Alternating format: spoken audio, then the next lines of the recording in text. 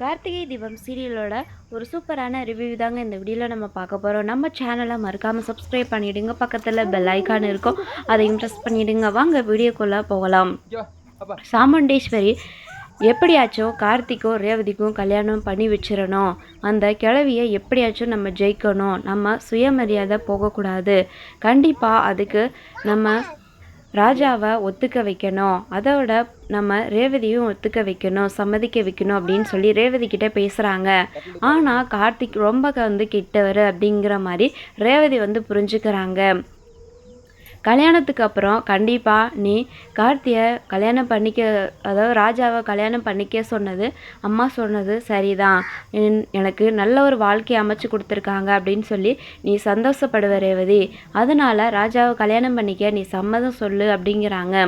என்னோட சுயமரியாதை இதெல்லாம் போகக்கூடாதுன்னு நினச்சேன்னா கண்டிப்பாக இந்த கல்யாணத்துக்கு நீ சம்மதிச்சதான் ஆகணும் அப்படிங்கிற மாதிரி சொல்கிறாங்க.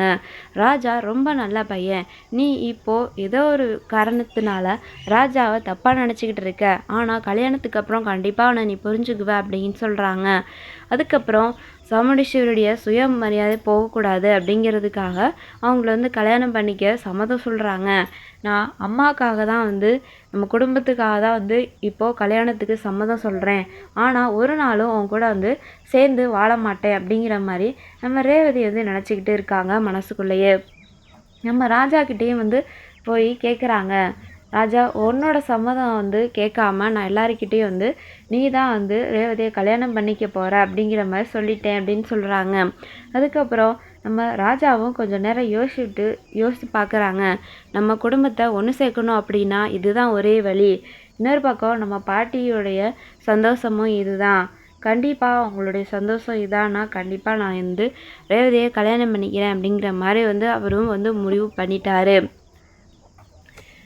உங்களோட சுயமரியாதையும் போகக்கூடாதுன்னா அப்போது நான் இந்த கல்யாணத்துக்கு நான் சம்மதிக்கிறேன் அப்படின்னு சொல்லி நம்ம ராஜா பார்த்திங்கன்னா சம்மதம் சொல்லிடுறாரு. எனக்கு ரொம்பவே சந்தோஷம் ராஜா, ரொம்பவே சந்தோஷமாக இருக்குது நீ கல்யாணத்துக்கு ஓகே சொன்னது, நீ போய் ரெடி ஆகிட்டு வா அப்படிங்கிறாங்க. அதுக்கப்புறம் ரெண்டு பேருமே ரெடி ஆகி மணமேடையில் உட்காடுறாங்க.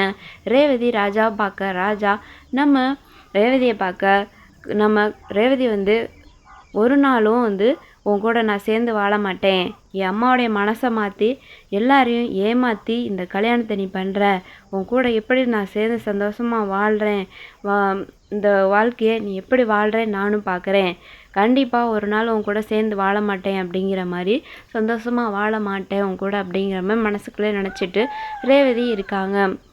ஒரு வழியாக அவங்களுடைய கல்யாணம் முடிய போகுது எல்லாருமே நினச்ச மாதிரி.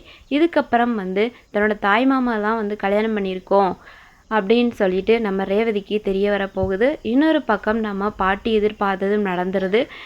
அடுத்ததாக நம்ம சாமுண்டீஸ்வரிக்கு தான் பயங்கர ட்விஸ்டாக இருக்க போகுது. இந்த ஒரு விஷயம் உண்மை தெரிய வந்ததுக்கப்புறம் கார்த்திக் கூட ரேவதியை அனுப்பி வைப்பாங்களா, இல்லை என்ன நடக்க போகுது அப்படிங்கிறத நம்ம பொறுத்திருந்து தாங்க பார்க்கணும்.